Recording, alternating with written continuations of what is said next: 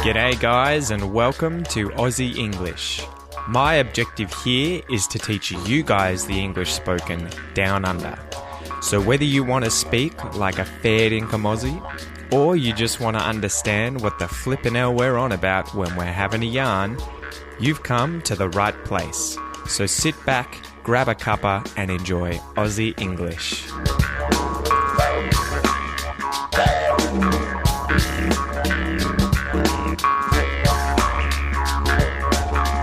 Oh man, let's just get this started. How is it going, guys? I have just got home and I have had way too much coffee, but I thought, you know what? It is time to do this week's podcast episode. So I just got on Facebook Live. I put up all the podcasts. Freaking hell. I've been saying podcasts instead of postcards for the last hour. So anyway, okay. This is an episode that's going to be full of bloopers. I have that feeling already. So I got back. My parents just dropped me off. My folks dropped me off. Spent the weekend down at their place. The week. It's only Saturday now. But I have just gotten back to Melbourne. So I'm back in my house. I got 5 postcards from you amazing listeners. So thank you so much to all of you guys. I did a Facebook Live lesson and I put them on the wall. So they are now up behind me. Next time on live videos, hopefully you can spot the postcards that you sent me. Thank you so much, guys.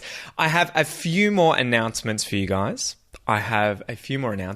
First and foremost, I'm an uncle. I am an uncle. So I became an uncle on Wednesday.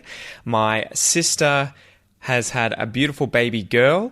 The baby was in breech. So that means that it wasn't sitting the right way around with its head facing down inside of my sister's stomach to be born properly by a natural birth. So instead of a natural birth, my sister had to have a cesarean, what we call a C-section.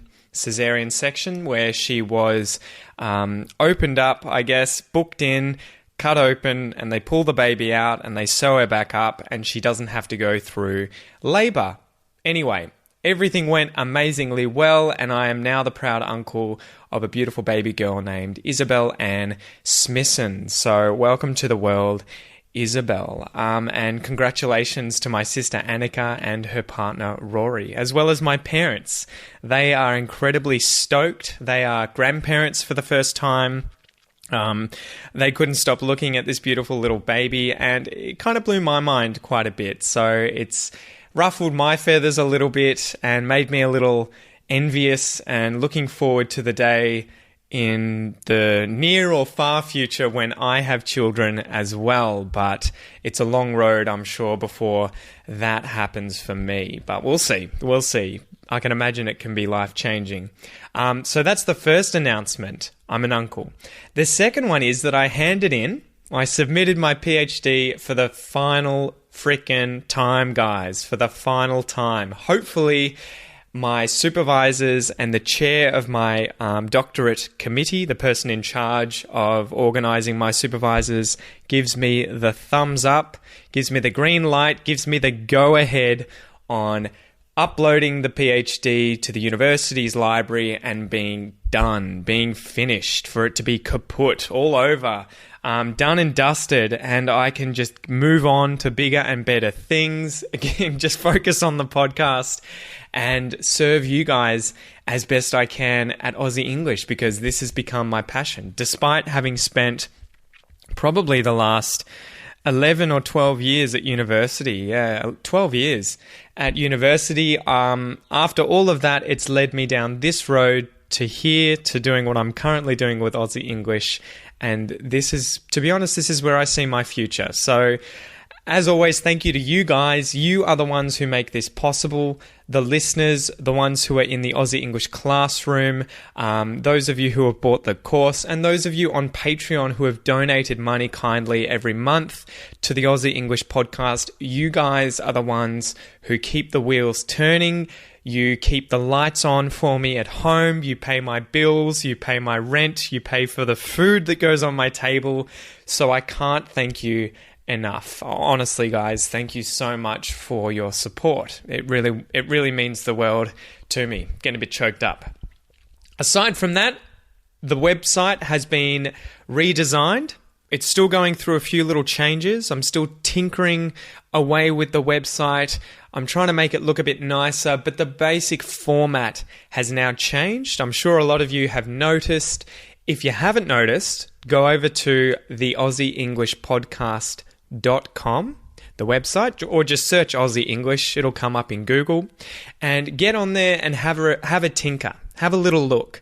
Let me know what you think. Have you found any bugs, any problems with it? Just give me some feedback. Do you like it? What could I improve? Because at the end of the day, ultimately, it's there to serve you guys. It's there to be as useful as possible for you guys learning English. So yeah, give me some feedback. Let's get into it though, guys. Today's expression is not worth a zack. For something to not be worth a zack, okay? So before we get into that one though, as usual, I've got a joke for you guys. I've got a joke. It's a little bit crass, but it's not too bad. It's not too bad. And it's a good joke, I think, because it kind of illustrates Australian humour. It'll give you a sense of how we often take the mickey out of ourselves. And to take the mickey out of something or someone is to poke fun at someone or something, to make fun of. So to make light of something, to joke about something. So I like taking the mickey, like Mickey Mouse, Mickey. I like taking the mickey out of myself, and Australians love taking the mickey out of themselves. Okay, so the joke. Why wasn't Jesus born in Australia? Why wasn't Jesus born in Australia? Because nobody could find 3 wise men or a virgin. Do you get it, guys? No one could find 3 wise men or a virgin. So it's making fun of Australians, saying that none of us are smart and that none of us are virgins. Okay, so that's today's joke. Why wasn't Jesus born in Australia? Because no one could find 3 wise men or a virgin. So today's expression, guys, is not worth a zack. For something to not be worth a zack. This one was suggested by Karina, so good job, Karina. She suggested this in the Aussie English Virtual Classroom, guys. It's the Facebook group that you can come in and interact with everyone. There's daily videos that people upload to practice their English, and on Mondays I get you guys to suggest expressions and then vote on these expressions for me to do the weekend's podcast on. So Karina, good job, mate. To not be worth a zack, not worth a zack. So as usual, let's go through the words in this expression. Not. I'm sure all of you guys are going to know the word not. N-O-T. This is a particle that negates an auxiliary verb, okay? So a helping verb. I am not going there. I am not going there. I would not go there. I wouldn't go there. So it negates it. I am going. I'm not going. I would go. I wouldn't go. So that's not. Worth. For something to be worth something. Worth means the equivalent in value to the sum or item specified, okay? So that's a complicated way of saying the value of something, okay? So my computer is worth $7. My word is worth it's invaluable. It's worth a lot, okay? So my car's worth $10,000. It's the value of something. A zack. So this was an interesting one. I had to look this up because, to be honest, I have never used this expression. I've heard it, but I've never used it. So a zack, it turns out, is slang for a sixpence, or what was called a sixpenny. So this was back when we used the imperial system for money in Australia. So some of you might know, some of you may not know. Our money originally came from Britain. So Australia's a Britain colony. We were colonised by the British back in 1770, I believe, by Captain Cook. And as a result, the money and the measurements that we used in Australia were the imperial system, okay?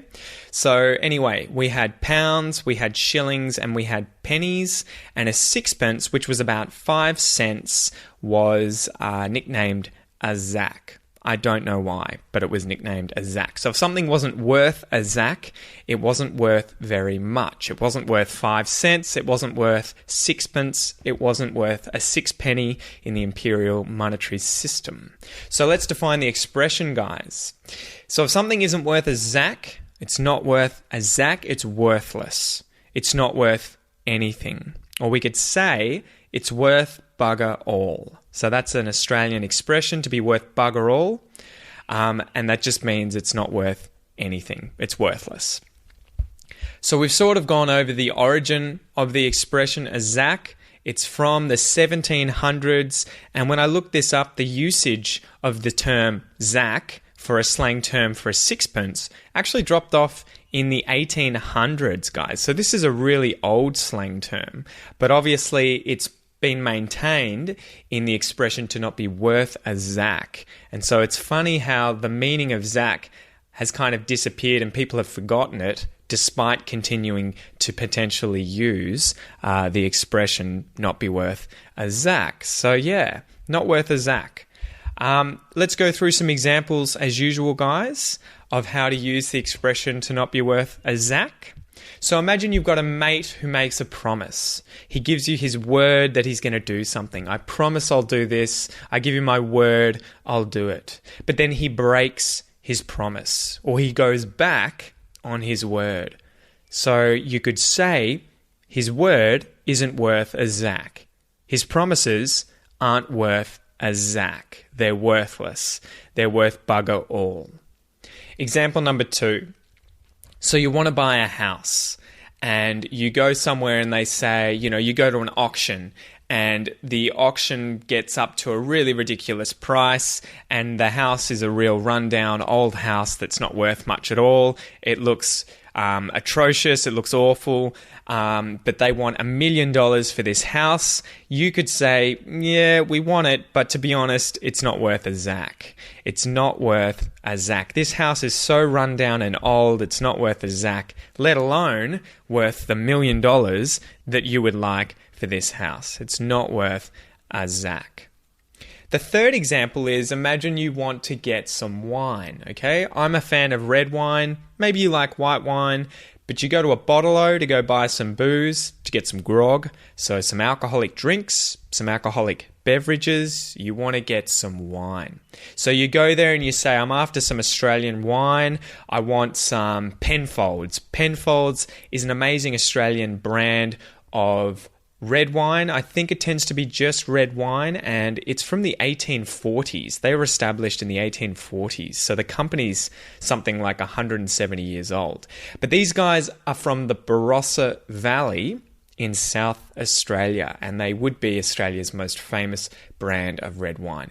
But say you're after some Penfolds and the place doesn't have any, or the vintages of Penfolds that it has, and vintage is in the year that bottle of wine or that wine was bottled, say they've got the wrong one or they don't have Penfolds at all, you could say, well, I don't want any other wine but Penfolds from the Barossa Valley.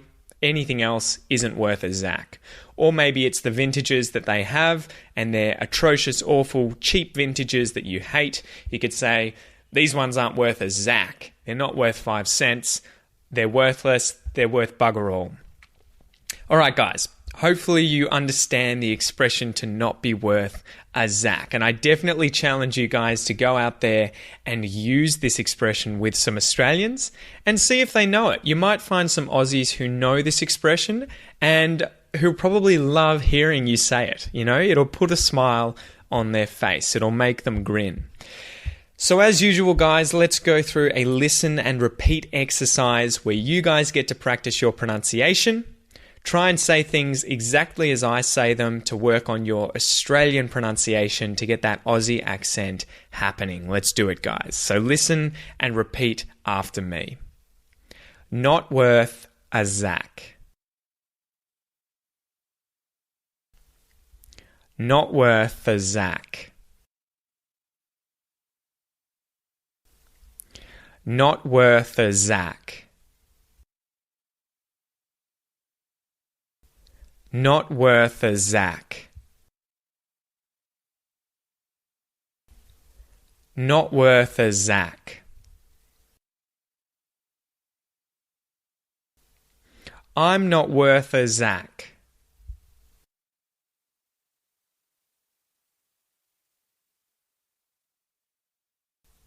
She's not worth a zack.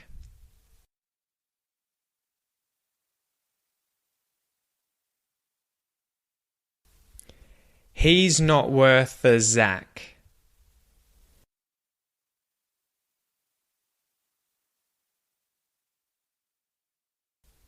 You're not worth a zack.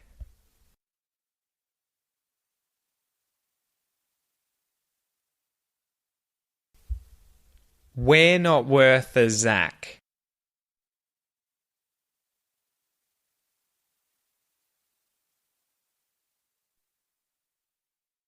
They're not worth a zack.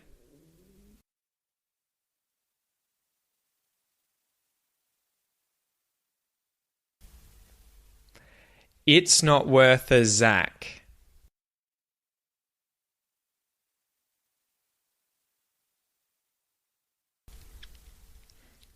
That's it, guys. Good job. And remember to sign up to the Aussie English Classroom if you want more in-depth exercises like this to practice your Aussie pronunciation and learn to speak Australian English just like me.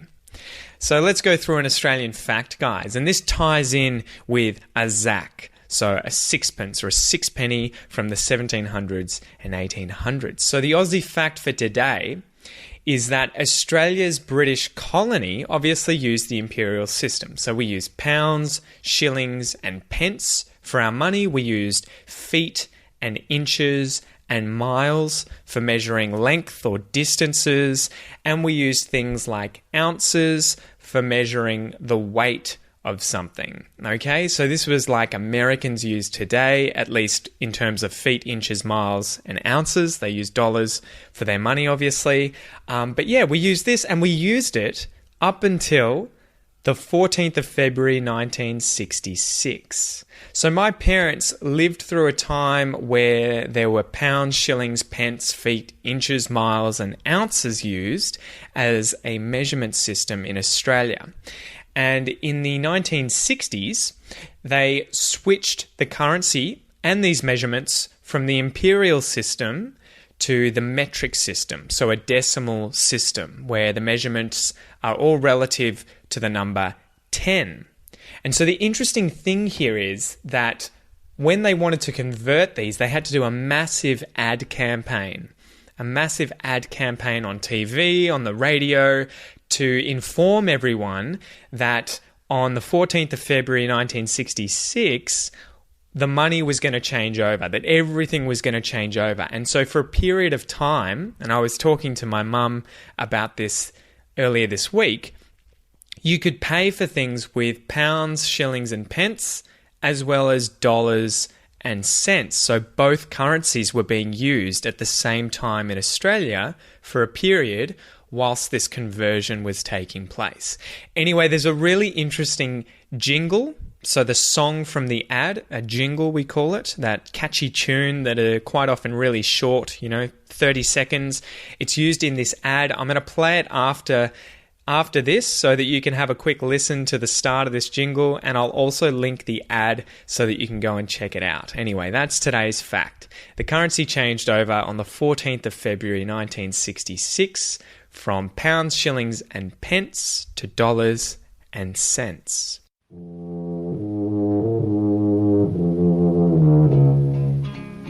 In come the dollars, in come the cents, to replace the pounds and the shillings and the pence. Be prepared, folks, when the coins begin to mix on the 14th of February 1966. Who are you? I'm Dollar Bill, and I've come to tell everyone that decimal currency will be here from the 14th of February 1966. What is decimal currency? Decimal currency is simply a money system worked out in multiples of 10. The base unit is $1. which is made up of 100 cents. Anyway, guys, a few little announcements. Make sure you sign up for the Aussie English Classroom, guys, if you want all the bonus content for today's episode. So I'm redoing the website at the moment. It might look a little rough, but I'm working on it. And the new classroom, the reason that I'm redesigning the website is so that you can now do these all online. You can consume the material there. You get bonus exercises. You get vocab lists for every episode with all the tricky vocab defined, as well as some writing exercises. You get the listening comprehension exercise. You get the phrasal verb substitution exercise to speak out loud and practice using phrasal verbs in place of their synonyms, so different kinds of verbs. This is a great exercise to practice your pronunciation as well as expand your vocab and your speaking out loud. So I think it's a really good way of hitting all of these goals at once, okay? After that, we have an Aussie slang exercise where you learn Aussie slang and you can write it out in sentences. So it's a writing exercise as well. There's a pronunciation exercise after that to practice a certain aspect of Aussie pronunciation. So this exercise is specifically for things like a consonant sound or a vowel sound, something tricky that we can hone in on, that we can focus on and really nail. 1 week at a time, we change it up each week. After that is the connected speech rhythm or intonation exercise where we focus on an aspect of how Aussies speak, whether it's connected speech, how they connect the words, the rhythm that they speak with, or the intonation that they use at the ends of sentences. So you'll notice there that I went the ends of sentences. My voice went up. And then the very last one is a little grammar exercise. And it's a listen and repeat exercise as well, or it's a written exercise. Anyway, that's a little view of all the different exercises that I build into each of these expression episodes, guys. There are 7 exercises that you can go through. You can use them as writing exercises. You can use them as listen and repeat MP3 audio exercises to practice speaking as well. Or instead, if you don't like writing. But the whole reason I've designed it this way is to help you learn Australian English just like a native. Anyway, the Aussie English Classroom's being redone so that you can do this all on your phone. You can do it all online on your computer if you choose. And now each class is going to be like a mini course where you get points for completing certain parts, where you get badges. So you get little completion awards, you can interact with others, you can comment on things, you can message them, you can make friends on there, and you can chat to me on there as well. Anyway, guys, this has been a really long episode. I hope you enjoy it. As always, if you want to give me some feedback, you can reach me on Facebook, on the Aussie English Facebook page. You can send me a message. Make sure you jump on the Aussie English Classroom and give it a look as well. I know it's going to help you upgrade your Australian English, and you can try it for 1 month for $1. Okay? So you've got nothing to lose, guys. Give it a go. And with that, I hope you guys have an amazing week, and I'll chat to you soon. See you guys. G'day, mate. Thanks for listening to this episode of the Aussie English Podcast. If you wish to support the podcast and help me keep bringing you content, you can do so via my Patreon page. Remember, it's my mission here at Aussie English not only to help you understand Australian English, but to speak it like a native. If that's your goal, make sure you enroll in the Aussie English Classroom, guys, where you'll get all the bonus content for today's episode designed to improve your English even faster. Have a ripper of a day, and I'll see you in class.